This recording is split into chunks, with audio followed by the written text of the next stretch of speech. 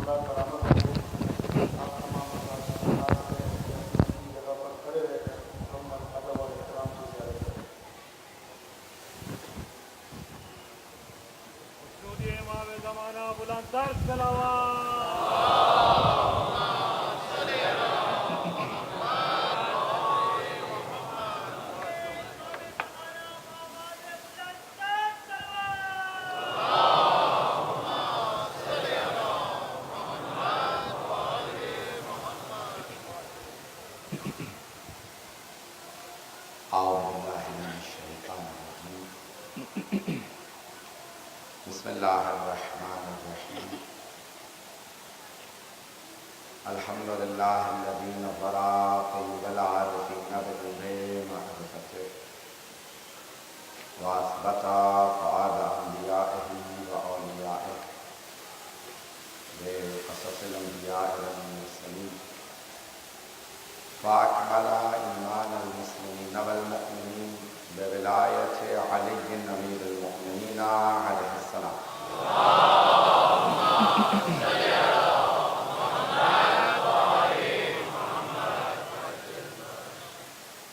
والصلاة والسلام والتحیۃ والاکرام علی افضل الموجودات العبد المؤید والرسول المسدد المصطفى الامجد المحمود الاحمد اعنی ابا القاسم محمد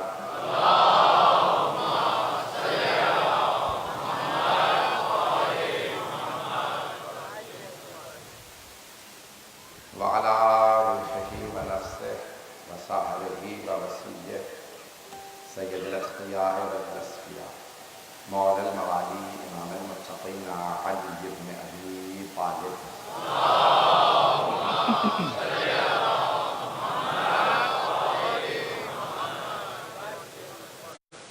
وعلى أوصيائه لا سيما بقية الله في الأرضين روحي وأرواح العالمين لتراب مقدمه الخدا واللعنة الدائمة على أعدائهم أجمعين من الآن إلى قيام يوم الدين. أما بعد فقد قال سيد الساجدين وزين العابدين عليه السلام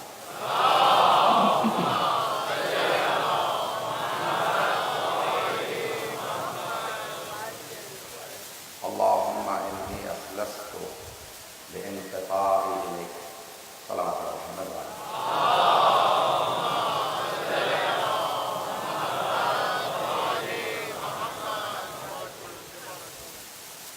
صحیفہ سجادیہ کے عنوان سے امام سجاد علیہ السلام کے کلام کو آپ خدمت میں پیش کر رہا ہوں.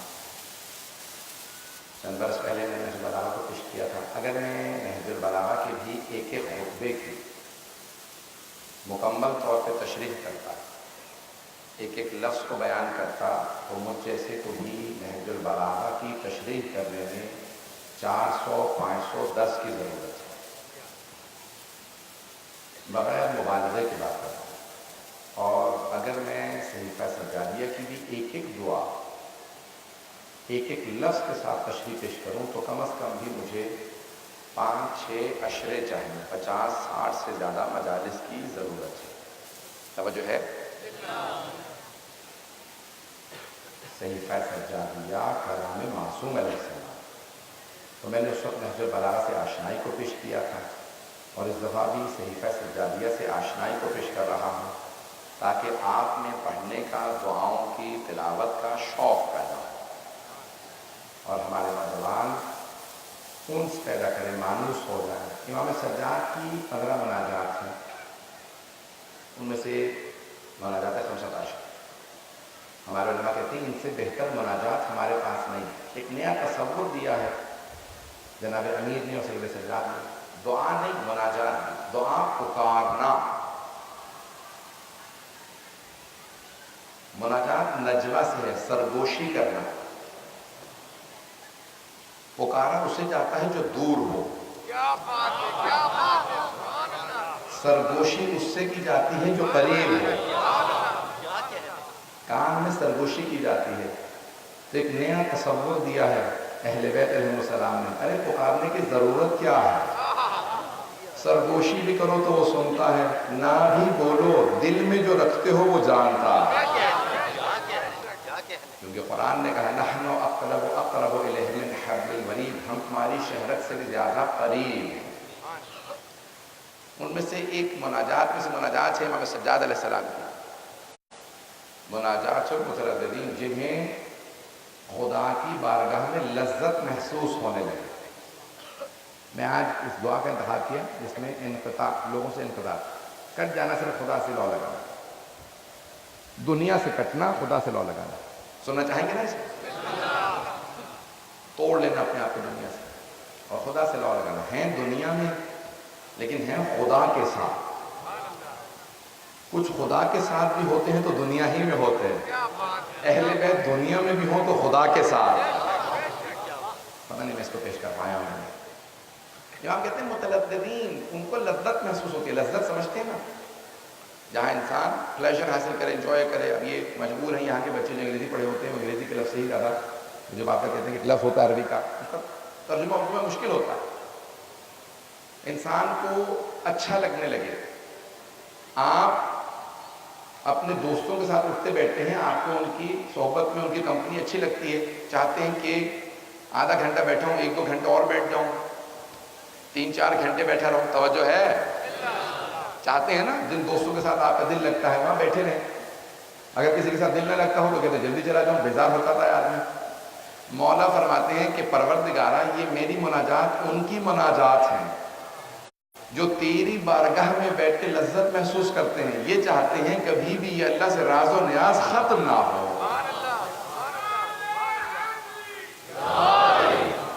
توجہ فرما رہے ہیں میرا؟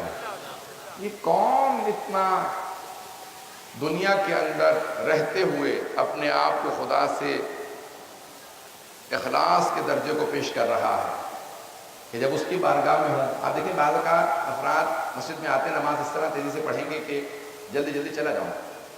کچھ آتے ہیں بڑے سکون سے. معصوم فرماتے ہیں کہ یہ جب ایک درجہ انسان کو حاصل ہو جائے، فوراً حاصل نہیں ہوتا، ایک ایسا مقام حاصل ہو جاتا ہے کہ جب وہ آئے تو پھر جانے کا جی نہیں کرتا. ایک ایسا بھی لحظہ آ جاتا ہے مومن کی زندگی میں کہ جانے کا جی نہیں کرتا. کہ جب یہ مقام حاصل ہو جائے تو سمجھ لو اب راز و نیاز لائق ہو گئے. راز و نیاز کرنے لگے تھے، خدا سے ہم کلام ہونے لگے، بات کرنے لگے. یہ جتنا بھی پیش کروں گا اس میں توسل کا انکار کہیں نہیں ہے. ایک جملہ پیش کر رہا ہوں مرحوم عطیہ اللہ شیخ بہجت کا. عطیہ اللہ بہجت کا نام سن رکھا ہوگا. عطیہ اللہ شیخ محمد تقی بہجت، بہت بڑا نام گزرا ہمارے گھر. کسی طالب علم نے ان سے سوال کیا تھا، آقا میں طالب علم ہوں، حوزے میں پڑھتا ہوں، پریشان ہوتا ہوں تو امام زمانہ سے کلام کرتا ہوں. جب میں امام سے بولتا ہوں، گفتگو کرتا ہوں، پکارتا ہوں، کیا مولا میری بات سنتے ہیں؟ تو آقا بہجت نے کہا، نوجوان تھا، طالب علم تھے، کہا اس سے یہ جو تم نے بھی سوال کیا نا، اس سے پہلے کہ میں سنوں امام نے سوال سنا، اور یہ جو میں جواب دے رہا ہوں نا، اس سے پہلے کہ تم سنو امام نے سنا ہے، پھر تم سن رہے ہو. وہ حجت خدا ہے. اذن اللہ الواعیہ، یہ جو قرآن میں آیا ہے، اللہ کا سننے والا کان وہ اس کی حجت ہے.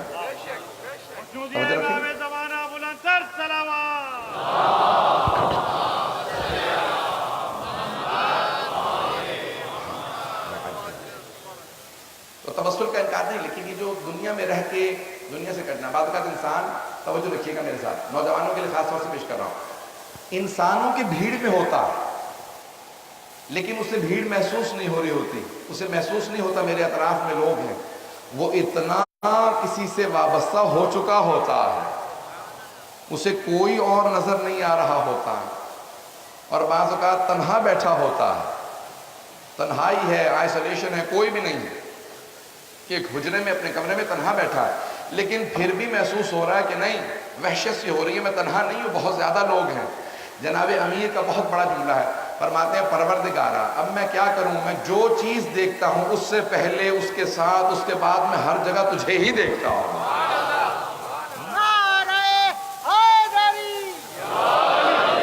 بھئی اسے محسوس کر رہے ہیں لوگ کیا میں اپنے آپ سے بات کر رہا ہوں؟ سننا چاہ رہا ہے نا سمجھ رہا؟ محمد وآل محمد پر بلندر صلوات۔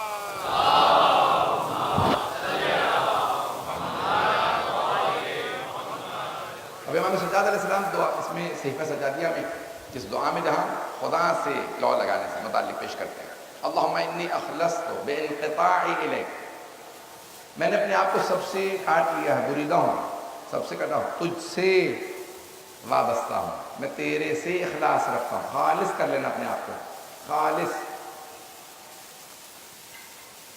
کسی بھی چیز کو بالکل خالص حاصل کرنا بڑا مشکل ہو جاتا ہے۔ مولا فرماتے ہیں میں خالصتاً تیرا ہوں۔ جب انسان دنیا میں رہتا ہوا سب سے کٹنے لگے اور اس کو اندازہ ہونے لگے سب کے ساتھ میرا جو رویہ ہوگا وہ ویسا ہوگا جیسا خدا چاہتا ہے، ماں باپ سے ویسے پیش آؤں گا جیسا خدا چاہتا ہے، دوستوں سے ویسے پیش آؤں گا جیسا خدا چاہتا ہے، بہن بھائیوں سے ویسے پیش آؤں گا جیسے خدا چاہتا ہے، اولاد سے ویسا پیش آؤں گا جیسا خدا چاہتا ہے، بیوی سے بچوں سے سب سے ویسا پیش آؤں گا جیسا خدا چاہتا ہے، سب سے میرا ہمسایوں سے لوگوں سے ویسا رابطہ ہوگا جیسا خدا چاہتا ہے۔ اب آپ ہوں گے لوگوں میں لیکن ہوں گے خدا کے ساتھ، آپ کا رشتہ اتنا مضبوط و قوی ہوگا آپ کو تنہائی کا احساس نہیں ہوگا۔ قرآن کی ایک آیت کو پیش کرنا چاہ رہا ہوں۔ بہت سے لوگ آتے ہیں رسول خدا صلی اللہ علیہ وآلہ وسلم کے پاس،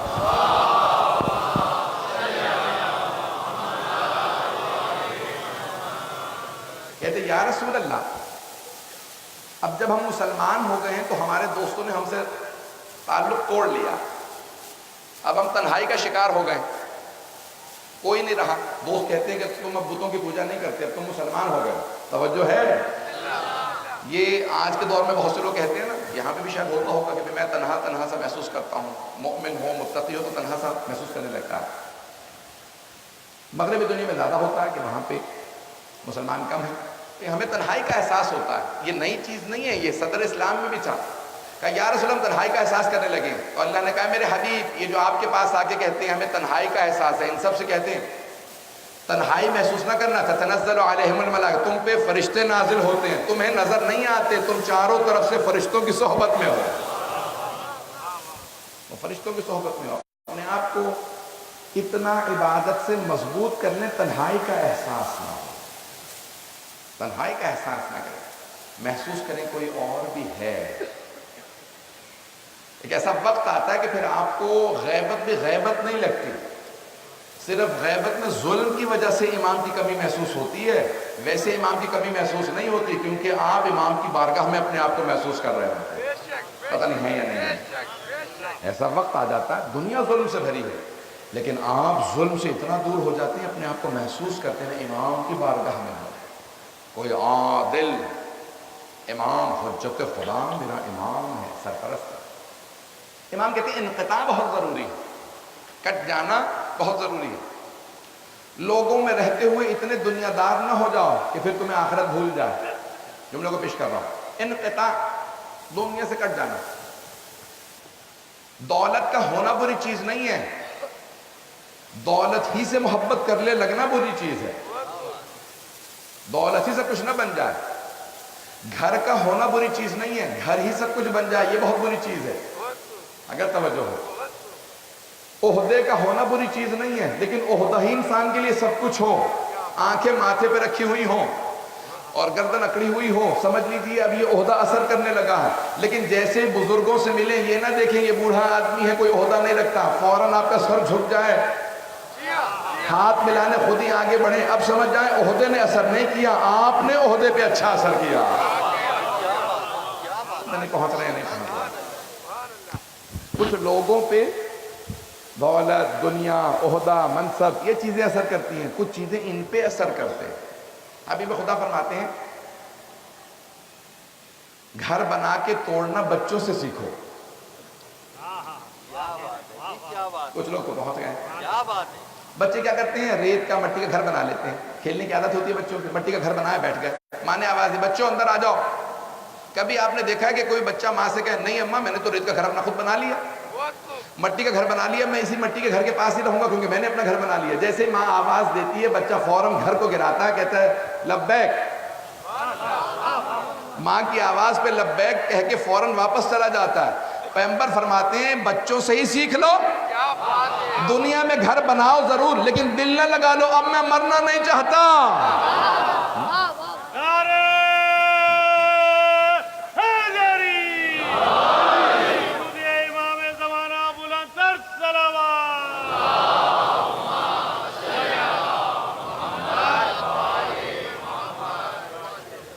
توجہ ہے نہیں کیا؟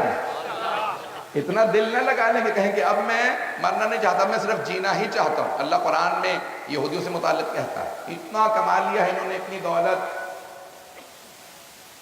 یود احدہم ان یعمر الف سنہ، کہ ان میں سے ہر آدمی چاہتا ہے کہ وہ 1000 سال تک جیتا رہے. وما هو بمزحزح من العذاب ان یعمر. اللہ کہتا ہے 1000 سال بھی جی لیں تو کیا میرے عذاب سے بچ جائیں گے؟ آنا تو میرے پاس ہی ہے، آنا تو میرے پاس ہی ہے. دنیا سے اتنے دل نہ لگائیں. مولا فرماتے ہیں بنے آخرت کے لیے ہو، دل دنیا سے لگائے بیٹھے ہو.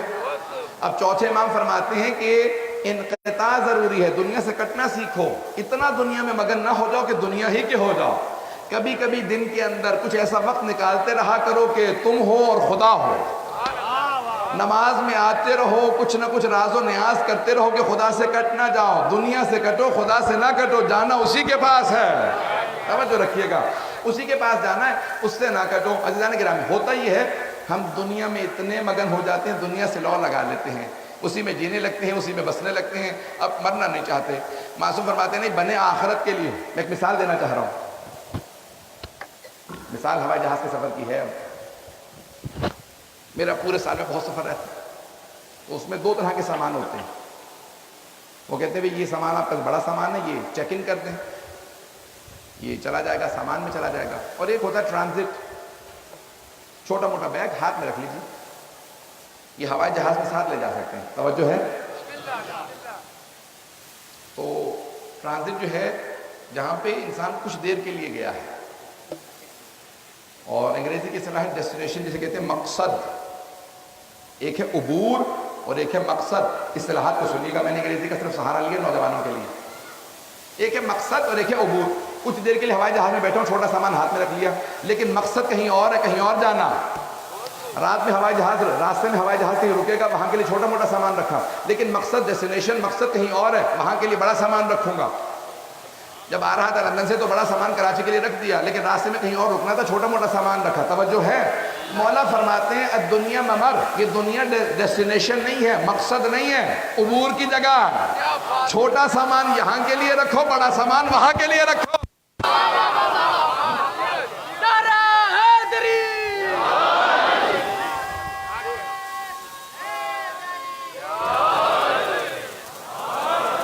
توجہ فرما رہے تھے جانے کیا. ہوتا یہ کہ ہمیں سے کئی لوگ دنیا سے اتنی محبت کر لیتے ہیں کہ کہتے ہیں بس یہیں کے لیے جو کمانا ہے کمانا. مولا فرماتے نہیں الانقطاع، دنیا سے کٹنا بھی سیکھو، کماؤ، دنیا بناؤ، لیکن اس لیے نہیں کہ یہیں رہنا. ضروریات ہیں یہاں کی ضرورت کے حساب سے کماؤ. جہاں زیادہ رہنا ہے وہاں کے لیے زیادہ کماؤ. سن رہے ہیں نا؟ اور سننا چاہ بھی رہے ہیں یا نہیں؟ عزیزان گرامی، اب یہ بہت ضروری ہے کہ ہمارے نوجوان سے کہ انقطاع، دنیا سے رہتے ہوئے اس دنیا کے نہ ہو جائیں. ہم بنے آخرت کے لیے. جو جہاں کے لیے بنا ہوتا ہے وہ وہاں کا زیادہ سوچتا ہے. ایک اور جملہ کہہ دوں تاکہ نوجوانوں کی اور زیادہ توجہ میرے ساتھ بڑھ جائے. نہج البلاغہ میں مولا کا فرمان ہے سلونی سلونی قبل ان تسألونی، جو پوچھنا مجھ سے پوچھ لو اس سے پہلے کہ تم مجھے کھولو. پھر فرماتے ہیں میں آسمانوں کے راستے زمین کے راستوں سے زیادہ جانتا ہوں.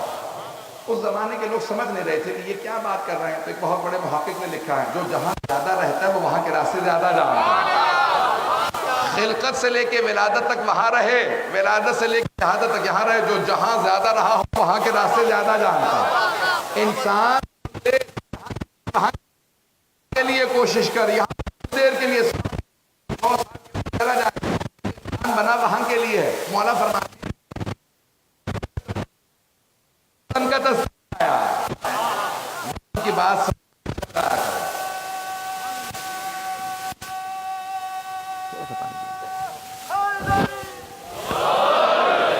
آواز بلند تر چلو بلند تر چلو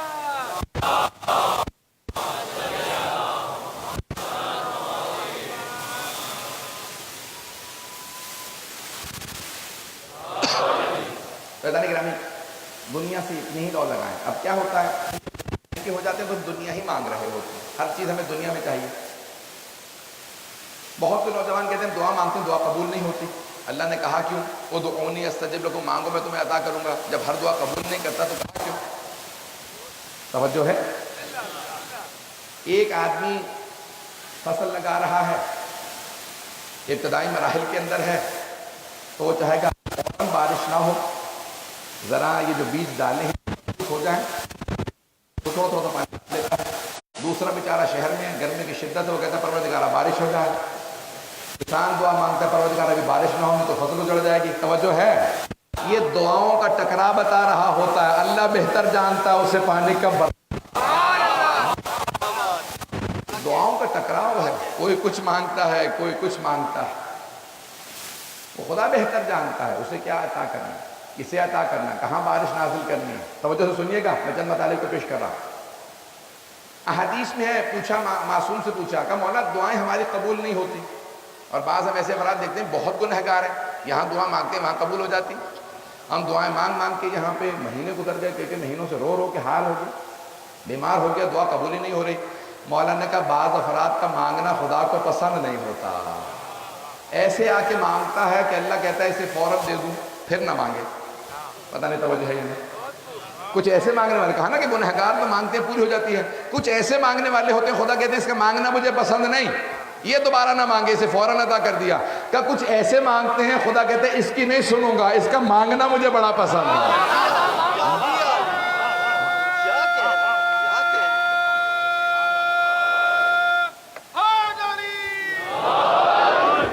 حضرت گرامی معصوم فرماتے ہیں کچھ کا مانگنا خداوند متعال کو اتنا پسند ہوتا ہے, اتنا فرشتوں سے خود کہتا رہتا نہیں اس کی نہیں سن رہا, کہ پروردگارہ یہ بڑا اچھا مانگ رہا, کہ اسی لیے تو سن نہیں رہا, یہ اچھے انداز سے مانگ رہا ہے, مجھے اس کا مانگنا بہت پسند ہے. پروردگارہ یہ جو اپنے لیے چاہ رہا ہے وہ تو اسے نہیں دے رہا. سنیے گا, غور سے سنیے گا. معصوم فرماتے ہیں کیا پروردگار اپنے لیے مانگ رہا ہے تو اس کو نہیں دے رہا؟ کہ تم نہیں جانتے اسی دعائیں جو میں نہیں سن رہا یہ مہینوں سے مانگ رہا, اس کے بدلے میں آخرت میں کیا دینے والا ہوں.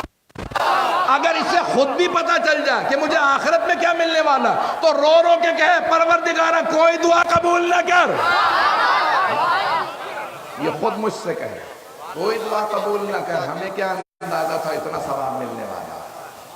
وہ جو نہیں دعا سنتا اس کا بھی انسان کو اگر اندازہ ہو جائے کہ اجر و ثواب کتنا ہے. حضرت گرامی اجر و ثواب کو ذہن میں رکھیے, آپ کا خدا سے رابطہ بہت ضروری ہے. جب مانگنے بیٹھے ہیں تو بڑے عاجزی انکساری ہے. سنیں گے انشاءاللہ مطالب.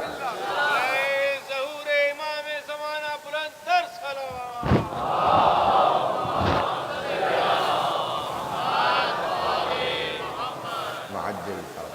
چند چیزیں جن کی وجہ سے دعا قبول نہیں ہوتی انہیں پیش کرنا چاہ رہا ہوں. انقطاع ضروری ہے لیکن اس کے ساتھ ساتھ شرائط بھی ہیں. شرائط پوری نہ ہو تو دعا نہیں قبول ہوتی. کتاب کا نام ہے مکارم الاخلاق, مرحوم قبرسی کی کتاب ہے, 700 سال پہلے لکھی گئی. حبیب خدا فرماتے ہیں اگر ایک لقمہ, صرف ایک لقمہ اگر کوئی حرام کھا لے تو 40 دن تک دعا قبول نہیں ہوتی. اگر کوئی نجس سے کوئی حرام چیز کھا لے, کہا یا رسول اللہ یہ جانتے ہوئے ہے یا نہ جانے میں بھی انجانے میں بھی کوئی کھائے؟ توجہ ہے. جانتے بوجھتے ہوئے کسی نے کھا لیا حرام, یہ اس کے لیے ہے اس کی دعا قبول نہیں ہوتی ہے. کوئی انجانے میں بھی کھا جائے, حرام کھا گیا انجانے میں, تو نجس شے تھی, کوئی حرام تھا. جیسے پاکستان کے اندر سننے میں آیا تھا کہ قصاب یہاں پتہ نہیں کیا کچھ بیچتے رہے, حلال جانور کے نام پہ حرام بھی کھلاتے رہے, غیر ذبیحہ بھی کھلاتے رہے. ایسا ہے یا نہیں؟ معلوم ہی نہیں تھا. تو پیغمبر نے کہا اگر جانتے ہوئے کھائیں تو گناہ بھی ہے, جانتے ہوئے کھائیں تو گناہ بھی ہے, دعا قبول نہیں ہوگی. اگر انجانے میں کھا لے تو گناہ تو نہیں ہے لیکن وہ جو کھایا ہے اثر تو ہوگا. لیکن کوئی آدمی مثال کے طور پہ زہر کھا لے اور روز قیامت خدا سے لڑ پڑے, میں مرا کیوں؟ بھئی جانتے نہیں تھا کس نے زہر دے دیا؟ تو کہا اللہ نے کہا اثر ایسا تھا، اس کا اجر دے دوں گا کہ تو مارا گیا، بے موت مارا گیا، اسے گناہ دوں گا جس نے زہر دیا، لیکن جو اثر ہے وہ میں اثر نہیں اٹھاؤں گا، جو جس چیز میں اثر ہے ویسا اثر باقی رہے گا۔ پتہ نہیں بات پہنچے نہیں پہنچے، اثر نہیں اٹھایا جاتا، جو اثر وضعی، اثر تکوینی جو اس کے اندر ہے، اس کی بحث میں نہیں زیادہ تفصیل سے جاؤں گا، ان چیزوں کا اثر ہوتا ہے۔ تو جانے گرامی، پاک چیز کھانا بہت ضروری ہے۔ آپ نے پرانے لوگوں کو دیکھا، کچھ بھی پکانے لگتے تھے بار بار پاک کرتے تھے، گوشت پکائیں گے ایسا نہ ہو خون رہ گیا ہو، پاک کریں گے اسے۔ معصوم فرماتے ہیں کبھی بھی گوشت نہ پکاؤ جب تک کہ اسے پاک نہ کر لو، دھو اسے بار بار، پاک کرو۔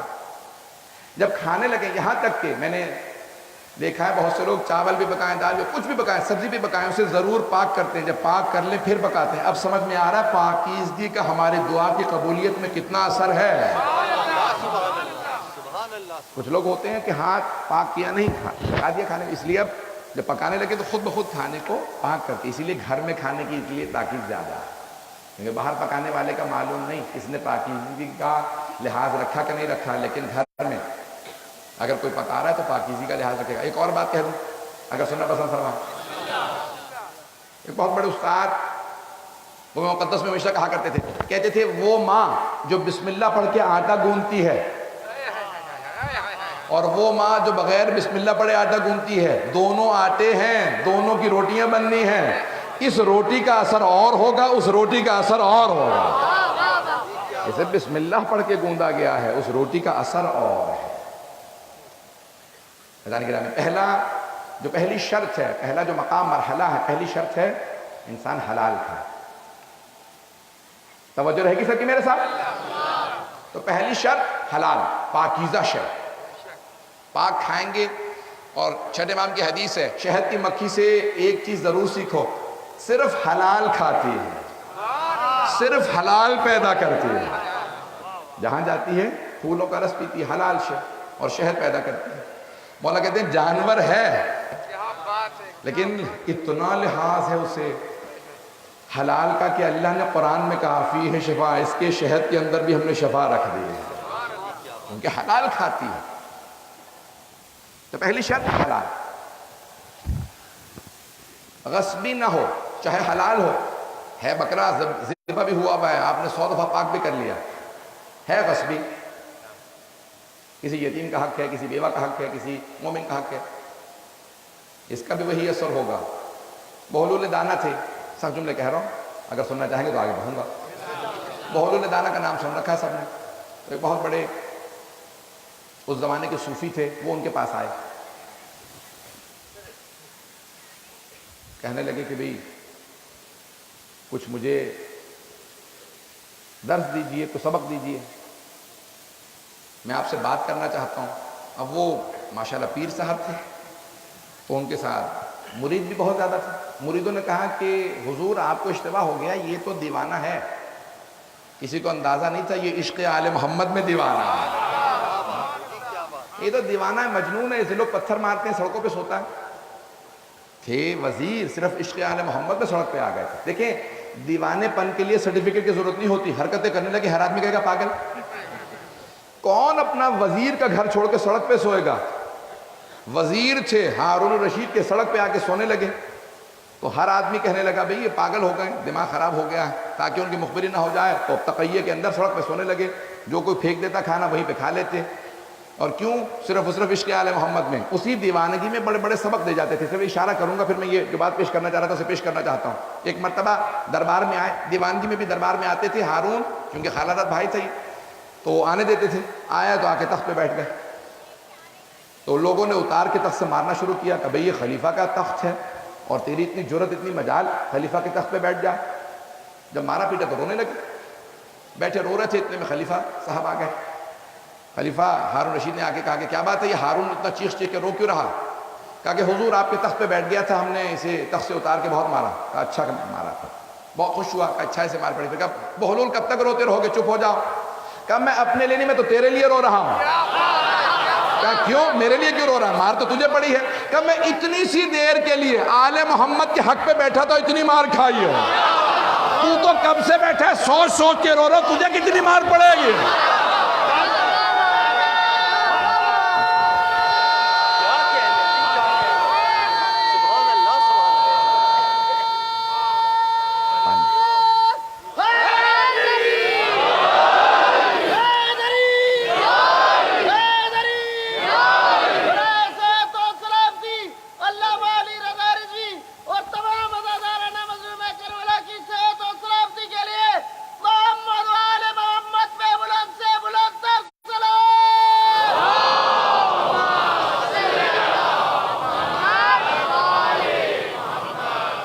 توجہ ہے جانے گرا؟ تو کہا میں اپنے لیے نہیں، میں تو تمہارے لیے رو رہا ہوں، اتنی سی دیر کے لیے آل محمد کا حق غصب کیا تھا میں نے، چند لحظے بیٹھا تو میں نے اتنی مار کھائی، تم تو کب سے حق غصب کیے بیٹھے ہو، سوچ سوچ کے مجھے رونا آ رہا ہے کہ تجھے کتنی مار پڑے گی۔ عزیزان گرامی، بعض اوقات کوئی دیوانہ ہوتا ہے، دیوانگی میں اتنے بڑے بڑے پیغام دے جاتا ہے۔ تو اب جنید بغدادی یا جو بھی اب بہت بڑے صوفیوں کے مرید ساتھ میں کہا بھی یہ مجنون ہے، دیوانہ ہے، کہا نہیں تم نہیں جانتے، یہ صادق آل محمد کا شاگرد ہے۔ وہ بھی جانتے تھے، انہیں پتا تھا کہ یہ آدمی عام آدمی نہیں ہے۔ کہا سبق دیجئے، میں آپ سے بات کرنا چاہتا ہوں۔ اس نے پوچھا، کہا بات کرنی آتی ہے آپ کو؟ حضرت بہلول نے پوچھا۔ کس سے؟ اتنے نام لینا مناسب نہیں، بہت بڑے صوفی ان سے پوچھنے لگے کہ آپ کو بات کرنی آتی ہے؟ انہوں نے کہا ہاں بات کرنی آتی ہے۔ کیسے بات کرتے ہیں؟ کبھی آرام آرام سے بات کرنی چاہیے، الفاظ اچھے استعمال کرنے چاہیے، اور جب بات کریں تو دوسرے کی بھی سنیں۔ اور وہ وضاحت کرنے لگے کہ جتنے مستحبات ہیں، انہوں نے کہا تم تو جاہل آدمی ہو، تمہیں تو بات تک کرنی نہیں آتی، اٹھ۔ یہ کہاں اٹھ کے چلے گئے؟ شاگرد کہنے لگے حضور پورا بغداد دیکھ رہا ہے، وہ آپ کو ایسی توہین آمیز جملے کہہ کے چلا گیا، آپ کو بات کرنے کی ضرورت ہی نہیں تھی۔ کہا نہیں، اس کو تلاش کرو کہاں گیا، مجھے پھر بھی ملنا۔ اب وہ شاگرد کہنے لگے حضور مسئلہ کیا ہے، آپ ہمارے پیر نے کہا نہیں، اس کو تلاش کرو۔ چلے پیچھے چلے، قبرستان تلاش کرتے کرتے پہنچ گئے۔ یہ قبرستان میں بیٹھے کھانا کھا رہا ہے۔ کہا کہ حضور وہ دسترخوان وہاں پہ اس نے قبرستان میں دسترخوان بچھا رکھا ہے، وہاں کھانا کھا رہا ہے۔ پہنچے، ٹوٹی ہوئی روٹیاں۔ کہا بہلول آپ کے ساتھ کھانا کھا سکتا ہوں؟ کہا کھانا کھانا آتا ہے تمہیں؟ کہاں کھانا کھانا آتا ہے؟ کہا کیسے کھانا کھاتے ہیں؟ کہا لقمہ چھوٹا چھوٹا لینا چاہیے، پہلے بسم اللہ پڑھو، ہر لقمے کے بعد الحمدللہ کہو، 20 مرتبہ چباؤ پھر کھاؤ۔ کہا جاہل تجھے تو کھانا تک نہیں آتا۔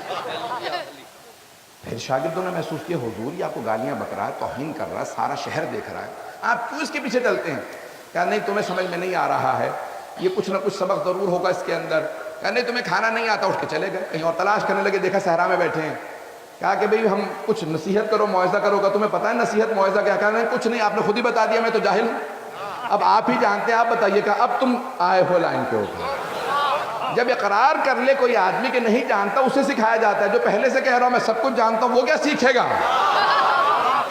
کہا اچھا پہلے یہ بتائیے، جو آپ پہلے کہہ رہے تھے بات کرنی نہیں آتی، بات کیسے کی جاتی ہے؟ کہا یہ تو بات کی بات ہے، آرام سے بولو، الفاظ اچھے ہوں، پہلے یہ دیکھو اللہ کی خوشنودی کے لیے بول رہے ہو یا مخلوق کے لیے؟ اس کی خوشنودی کے لیے کلام کر رہے ہو، پہلی تو بنیاد تو صحیح کرو، یہ تو ساری بات کی باتیں ہیں۔ کہا چلیں آپ نے مجھے بولنا سکھا دیا، اب یہ بتائیے کھاتے کیسے ہیں؟ کہا کھانے یہ تو سب بات کی باتیں ہیں کہ بسم اللہ پڑھو، الحمدللہ کہو، لقمہ چباؤ، چھوٹا لقمہ ہو 20 دفعہ چباؤ، پھر آرام سے زیادہ نہ کھاؤ، یہ سب بات کی، یہ تو مستحبات ہیں، یہ تو بات کی باتیں۔ پہلے یہ دیکھو حلال کھا رہے ہو، غصبی تو نہیں ہے، کسی یتیم و بیوہ کا حق تو نہیں کھا رہے ہو، یہ تو سب بعد میں آئے گا، مستحبات تو بات کی باتیں ہیں، پہلے بنیاد تو صحیح کرو۔ دعا کی استجابت میں بھی یہی سب چیزیں ضروری ہیں۔ تو انہوں نے کہا کہ ٹھیک ہے، جب آپ نے مجھے سکھا دیا بولنا کھانا، اب کوئی نصیحت کر لیں۔ کہا کبھی بھی جب آپ آخرت کی بات کریں تو یہ نہ کہیں کل سے شروع کروں گا۔ کچھ لوگ پہنچ گئے کہ جب بھی آخرت کی بات کرو تو حضرت بہلول نے کہا کبھی بھی یہ نہ کہنا کل سے شروع کروں گا، جب بھی آخرت کی بات کرو تو کہو آج سے ابھی سے شروع کروں گا، کیونکہ جب کہو گے کل تو وہ کل آتی ہی نہیں۔ میں آج تو ایگزمپٹڈ ہوں، پھر کیونکہ میں نے اپنے لیے خود ہی کہہ دیا کل سے کام شروع کروں گا، آج پھر بھی میں استثناء ہوں۔ توجہ ہے؟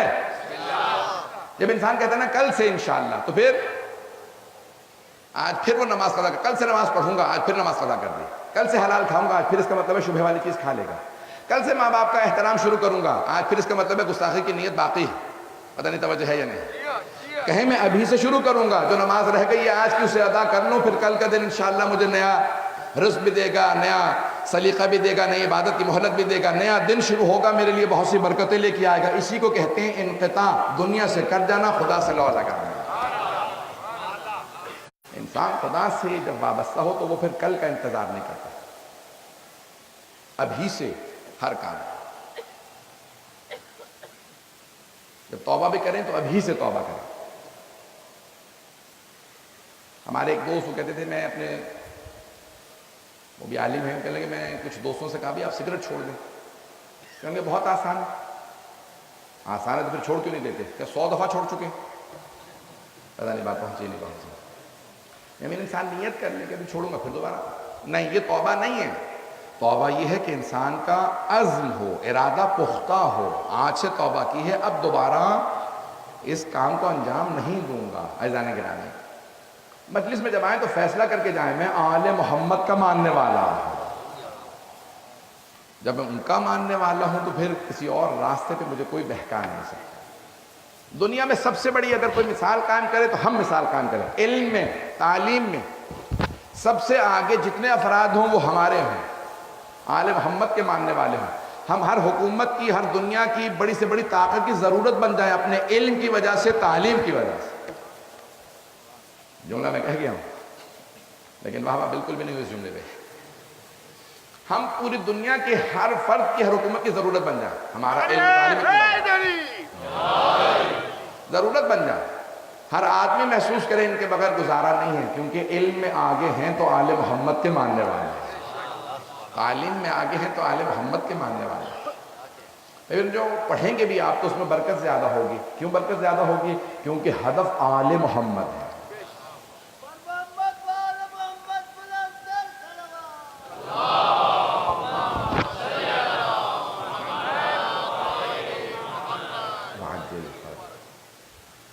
وقت میں نہ تفصیل میں نہیں جا سکتا، چند ایک مثالیں پیش کرنا چاہ رہا ہوں کہ انقطاع کیا ہوتا ہے، آج ذہن میں رکھیے گا۔ حضرت قاسم ابن حسن لیکن نوجوان ہیں، 13.5 برس کے ہیں، 13 برس۔ ابھی تک بہت سے بچوں کو شعور نہیں آیا ہوتا آج کے زمانے میں، لیکن اتنا شعور بلند ہے۔ انقطاع، دنیا سے اتنے کٹے ہوئے ہیں جو میں لفظ استعمال کر رہا ہوں۔ جب عاشق حسین ابن علی کوئی ہو جاتا ہے تو پھر اسے دنیا کی پرواہ ہی نہیں رہتی، وہ شکر کی منزل پہ آ جاتے ہیں۔ میں نے پیش کیا تھا نا اس دن صبر کی منزل کو، عزیزان گرامی، یہ شکر کی منزل پہ جناب اسماعیل علیہ السلام کہتے نظر آ رہے ہیں، سَتَجِدُنِی انشاءاللہ من الصابرین، بابا جان جب آپ چھری رکھیں گے تو آپ مجھے صبر کرنے والے میں پائیں گے۔ مرتے ہوئے شہادت ہے نا، اللہ کی راہ میں مارے جا رہے ہیں تو شہادت ہے یا نہیں ہے؟ بے شک شہادت ہے، جو اللہ کی راہ میں ہے وہ شہادت ہے۔ جانتے ہیں، خود بھی نبی ہیں جناب اسماعیل، راہ خدا میں مارا جا رہا ہوں، یہ شہادت ہے، لیکن کہا صبر کروں گا۔ چھری جب چل رہی ہو تو صبر کرنے کی ضرورت ہے۔ جناب اسماعیل علیہ السلام صبر کرتے ہیں۔ جناب قاسم پوچھتے ہیں جناب سید الشہداء سے، چچا جان کیا شہداء کی فہرست میں میرا نام نہیں؟ میں مسائل پہ نہیں آیا ابھی، لیکن آنکھوں میں آنسو میں جانتا ہوں آ جائے گا۔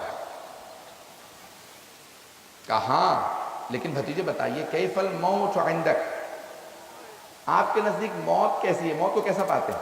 کہا احلی من العسل، چچا جان اگر آپ کی خاطر آپ پہ قربان ہونا نصیب ہو تو موت مجھے شہد سے زیادہ میٹھی لگتی ہے۔ اللہ اکبر، میں تفصیل میں نہیں جا رہا۔ وہاں پہ جناب سید الشہداء نے کہا آپ کا نام ہے، فوراً سجدے میں گر گئے، کہا پروردگارہ تیرا شکر ہے، تو نے مجھے اس لائق بنایا ہے، میں تیرے ولی پہ قربان ہو رہا ہوں۔ جناب اسماعیل صبر کرتے ہیں، جناب قاسم شکر کرتے ہیں۔ یہ حسین ابن علی کی تربیت ہے، وہ شہادت پہ شکر کی منزل پہ فائز کر دیتے۔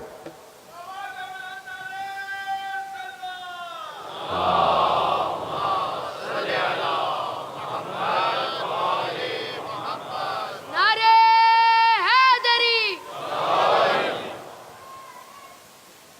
توجہ رکھیں گے جانے گرامی، جب کتنی باریکیاں ہیں۔ انقطاع کیا ہے؟ جناب امیر ہوں، اہل بیت علیہ السلام کتنے سخت مظالم سے گزرے ہیں، لیکن کہیں پہ بھی کسی مرحلے کے اندر لرزتے نظر نہیں آتے، ہر حالت میں کہتے نظر آتے ہیں پروردگارہ تیرا کتنا ہم پہ کرم ہے کہ تو نے ہمیں اتنا افضل بنایا ہے، تو نے آزمائش ہمیں زیادہ دی، کسی مرحلے میں شکوہ نہیں۔ میں چند امام صلی اللہ علیہ وسلم کی اس دعا سے مطالب کو اور وسعت دینا چاہ رہا ہوں، سے پہلے کہ میں مسائل پہ آؤں۔ اگر سننا پسند فرمائیں گے تو امام سجاد کی خوشنودی کے لیے باوعدہ بلند صلوات پڑھیں۔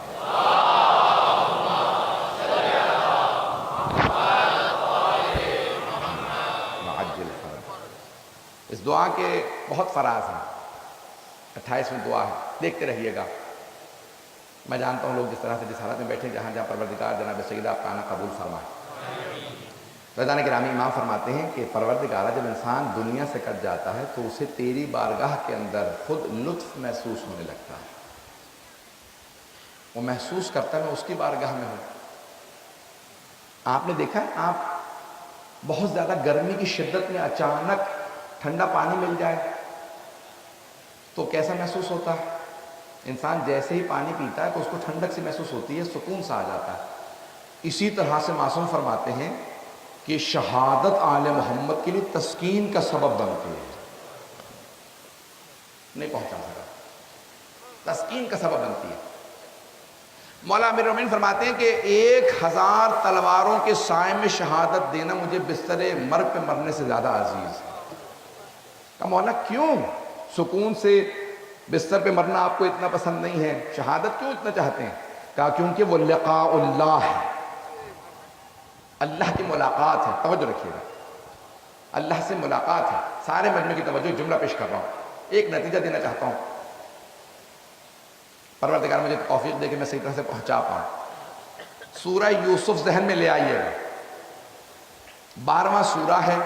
ایک مرتبہ زلیخا کو سب مذمت کرنے لگی کہ کون ہے یوسف، کسی جوان کے عشق میں مبتلا ہو گئی؟ کہ نہیں، ایک مرتبہ بلاؤ یوسف کو۔ ایک کنیز سے کہا اسے گزار دے، سب سے کہا کہ ہاتھ میں سیب رکھو، چھری ہاتھ میں لے لو، جب میں کہوں تو کاٹنا۔ کہا دیکھو اب کاٹو۔ جیسے جناب یوسف گزرے سب نے کاٹنا شروع کیا، انگلیاں کاٹ دیں۔ کہ بل ہوا ملک کریم، قرآن کی آیت ہے، کہ یہ انسان نہیں لگتا، لگتا ہے آسمان سے اترا۔ کہ حسن یوسف دیکھنے کے بعد ہاتھ کٹتے چلے گئے، محسوس نہیں ہوا۔ اور جو لقاء اللہ میں ہو،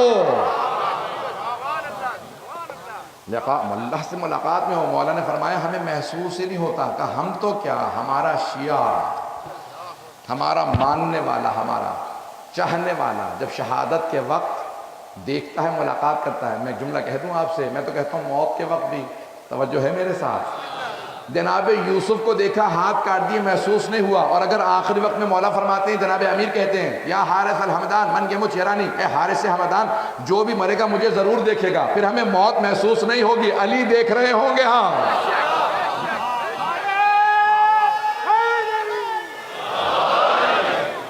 جب ہم مولا کی زیارت کر رہے ہوں تو پھر موت ہمیں کوئی عار نہیں ہے۔ اس لیے دنیا سے انقطاع ضروری ہے، آپ کا دنیا سے خوف کو ختم کر دیں، کوئی آپ کو ڈرا نہ پائے۔ ہم حسین ابن علی کے ماننے والے ہیں، مجالس میں آنے لگیں تو آپ کو محسوس ہو کہ میں واقعاً امام سے ملاقات کے لیے جا رہا ہوں، واقعاً ملاقات ہے۔ رضوان گرامی پورا دور دنیا کا، سب کچھ دنیا ختم ہو جائے گا، باقی رہے گا تو ذکر محمد و آل محمد باقی رہے گا۔ شاہد علم کا سایہ آ گیا، ایسے ایک جملے پہ میں نے جناب سید الشہداء کا نام لیا، پھریرا خود بخود آ گیا۔ کہتی ہے عجیب و غریب بعض کیفیات طاری ہوتی ہے، انسان سوچ نہیں سکتا۔ صرف ایک سید الشہداء کا نام لیا تو حضرت عباس کا سایہ ہمارے سر پہ قائم رہا ہے۔ تو تاریخ نے بڑی بڑی ہستیوں سے متعلق لکھا ہے، انہیں دنیا کی کوئی محبت نہیں۔ سید الشہداء شب عاشور اصحاب کو ایک ایسی کیفیت میں لے گئے کہ ان میں سے ہر فرد شہادت ہی چاہتا تھا۔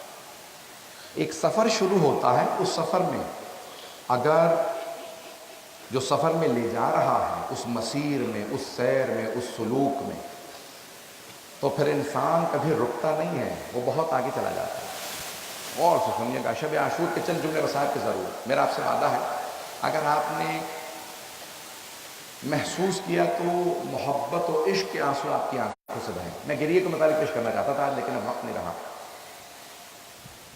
شب عاشور، سید الشہداء اصحاب کو جمع کر لیتے ہیں اور جمع کرنے کے بعد کہتے ہیں جو جانا چاہتا ہے چلا جائے۔ پھر ایک جملہ کہتے ہیں میں جانتا ہوں آپ جانتے ہیں کہ میں جنت کا سردار ہوں، جنت میرے ساتھ ہے، میں وعدہ کر رہا ہوں جو چلا بھی گیا اس کی بھی شفاعت کر دوں گا، جو چلا بھی گیا اس کی بھی شفاعت کروں گا۔ پھر کہتے ہیں عباس چراغ گل کر دو، کوئی شرم محسوس نہ کر رہا ہو کہ میں سب کے سامنے کیسے اٹھ کے چلا جاؤں، کسی کو حیا نہ آئے، آپ چراغ گل کر دیجئے۔ جناب عباس نے چراغ پہ ہاتھ رکھا، چراغ بجھا دیا۔ پھر جناب سید الشہداء نے دہرایا، جو جانا چاہتا ہے چلا جائے، کوئی نہیں اٹھا۔ پھر کہا زہیر قین، جو اب یہ بھی شیعہ ہوئے تھے، اگر آپ جانا چاہیں چلے جائیں۔ تو اب جناب زہیر قین نے ایک سوال کیا، کہا مولا کل کیا ہوگا؟ کہا شہادتیں کیسے ہوں گے؟ کہا سر قلم کر دیے جائیں گے، بازو کاٹ دیے جائیں گے، بہت بے دردی سے شہید کیے جاؤ گے۔ کہا مولا پھر؟ کہا پھر تمہیں دفنایا بھی نہیں جائے گا، لاشیں ایسی دھوپ میں پڑے رہیں گے۔ کہا مولا یہ کتنی مرتبہ ہوگا؟ کہا ایک بار۔ کہا اگر اے حسین 70 مرتبہ یا 70,000 مرتبہ ہمیں مار کے کاٹ کے دھوپ میں جلا دیا جائے، پوری زندگی قبر نصیب نہ ہو، اب جب ہم نے آپ کو پہچان لیا ہے ہم کبھی آپ کو چھوڑ کے نہیں جائیں گے۔ جانتے ہیں اس موقع پہ جناب سید الشہداء نے کیا کہا؟ ایک مرتبہ مدینے کا رخ کیا اور رو کے کہا، نانا جیسے اللہ نے اصحاب مجھے دیے ہیں ویسے اصحاب نہ آپ کو ملے، نہ میرے بابا کو، نہ میرے بھیا حسن کو۔ آپ سب کہتے تھے آ جاؤ، وہ آتے نہیں تھے، میں کہتا ہوں چلے جاؤ، یہ جاتے رہے۔ عشق آل محمد، عشق حسین ابن علی۔ تھوڑا سا میں شاید وقت زیادہ نہیں جاؤں، کوشش کروں گا وقت کے اندر تمام کروں۔ اور صبح عاشور کہتے ہیں جناب سید الشہداء، جب سارے اصحاب شہید ہو گئے عصر کے وقت، جو آنا چاہتا ہے آ جائے، جو حل من ناصر ینصرنا، جو مدد کے لیے آنا چاہتا ہے آ جائے۔ لیکن کوئی نہیں آیا۔ مولا اگر آپ نے بلانا ہی تھا تو پھر جانے کے لیے کیوں کہہ رہے تھے؟ آیت اللہ شیخ جعفر شوشتری نے بہت دقیق بحث کی ہے، بڑی علمی گفتگو کی ہے۔ کیا آیا معاذ اللہ تضاد ہے حسین کے کلام میں؟ رات میں کہتے ہیں چلے جاؤ، دن میں کہتے ہیں آ جاؤ۔ رات میں کیوں کہہ رہے ہیں چلے جاؤ اگر دن میں بلانا ہے؟ کہ نہیں، تضاد نہیں ہے۔ رات میں اپنوں سے کہہ رہے تھے جو جانا چاہتا ہے چلا جائے، دنیا کو سمجھا رہے دیکھو میرے جتنے بھی ہیں ان میں کوئی برا نہیں ہے، اگر ہوتا تو چلا جاتا۔ کہا اور دن میں میں نے اپنے قاتلوں سے کہا جو آنا چاہتا ہے آ جائے، کہا ان میں کوئی اچھا نہیں تھا، ہوتا تو آ جاتا۔ مولا یہ بتانا کیوں ضروری تھا کہ جتنے میرے ہیں نا ان سب پہ قیامت تک سلام ہے، ہر نبی ہر امام آ کے سلام کرے گا، حسین آپ کے جتنے بھی ساتھی جو ان سب پہ سلام ہو۔ کہ ایسا نہ ہو کہ ان ساتھیوں میں کوئی برا رہ جائے۔ اور کہا اگلے دن وہ قاتل تھے، قیامت تک اللہ سمیت سارے فرشتے ملائکہ ان پہ لعنت کرنے والے تھے، ایسا نہ ہو کہ ان میں کوئی اچھا رہ جائے۔ میں نے کہا اگر آنے والا ہے تو آ جائے۔ تو مولا نے بتایا میرے والوں میں کوئی برا نہیں ہے، میرے دشمنوں میں کوئی اچھا نہیں ہے۔ حسین کس راستے پہ لے کے چلے ہیں؟ اب میں پیش کرنا چاہ رہا ہوں اصحاب حسینی کون ہیں۔ جناب سید الشہداء شب عاشور جناب زینب کبریٰ کے خیمے میں بیٹھے ہیں۔ روایت کہتی ہے جناب زینب کبریٰ نے ایک مرتبہ جملہ کہا، بھیا آپ نے اپنے اصحاب کا امتحان تو لے لیا ہے نا، یہ کہیں چھوڑ کے چلے تو نہیں جائیں گے؟ بھیا بابا کو اصحاب چھوڑ کے چلے گئے تھے، بھیا حسن کو چھوڑ کے چلے گئے، نانا کو کہا نہیں میرے اصحاب ایسے نہیں ہیں، میں نے امتحان لے لیا۔ تو روایت کہتی ہے یہ جملہ جناب حبیب نے سن لیا، انہوں نے فوراً اصحاب حسینی کو آواز دی، کہا اے انصار حسینی باہر آ جاؤ خیموں سے۔ کہا علی کی بیٹی چاہتی ہے ہم ثابت کریں کہ ہم وفادار رہیں گے۔ ایک مرتبہ جناب حبیب نے آواز دی، کہا سب اپنی تلواریں نکال لو۔ کہا اے علی کی بیٹی اگر آپ حکم دیں ہم اپنی تلواروں سے اپنے گلے کاٹ دیں گے، لیکن کبھی بھی حسین کو چھوڑ کے نہیں جائیں گے۔ اس لحظے پہ جناب زینب نے رو کے کہا کہ اماں یہ سب حسین کے انصار ہیں، ان سب کی شفاعت کیجیے گا۔ اجرکم علی اللہ، جن میں سے ہر شفاعت خود کر سکتا ہے جناب زینب کبریٰ کی دعا ہے انہیں۔ عزیزان گرامی بس بھئی شب گزر رہی ہے، صبح نمودار ہو رہی ہے۔ اب آج 7ویں کی شب ہے نا، آپ جانتے ہیں اس میں کن کن کا پانی بند ہو رہا ہے۔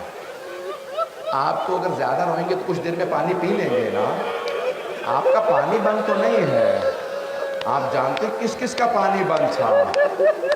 کبھی بچوں کا پانی بند نہیں کیا جاتا۔ پروردگارا عجیب و غریب کیفیت ہے، یہ کربلا میں آنے والے کیسے ظالم تھے، بچوں تک کا پانی بند کر دیا۔ بس بھئی گزر گئے وہ دن، پانی کے سب کا پیاس کا دل گزر گیا۔ صبح عاشور نمودار ہوئی، جناب علی اکبر علیہ السلام نے اذان دی، کہا اللہ اکبر۔ ساری بیویاں سن رہی ہیں۔ ایک مرتبہ کسی بہن نے رو کے کہا کتنا درد ہے علی اکبر کی اذان میں، اے کاش ایک اور بہن جو مدینے میں ہے وہ بھی سن لیتی کتنا درد ہے علی اکبر کی اذان میں۔ بس بھی اجرکم اللہ، اجرکم اللہ۔ دن گزر رہا ہے، ایک ایک کر کے تمام اصحاب شہادتیں پیش کر رہے ہیں۔ آج آپ کے ذہن میں ہے نا 13.5 برس کے ایک جوان، مظلوم باپ کے مظلوم بیٹے کی شہادت ہے۔ آج قاسم ابن حسن کی شہادت کو پیش کرو، کوئی رونے میں بخل نہ کرے۔ آج کسے پرسہ دیں گے؟ امام حسن مجتبیٰ کو، وہ امام جن کے لاشے پہ تیر برسایا گیا۔ یہی فرق ہے امام حسن حسین میں، امام حسن کے لاشے میں تیر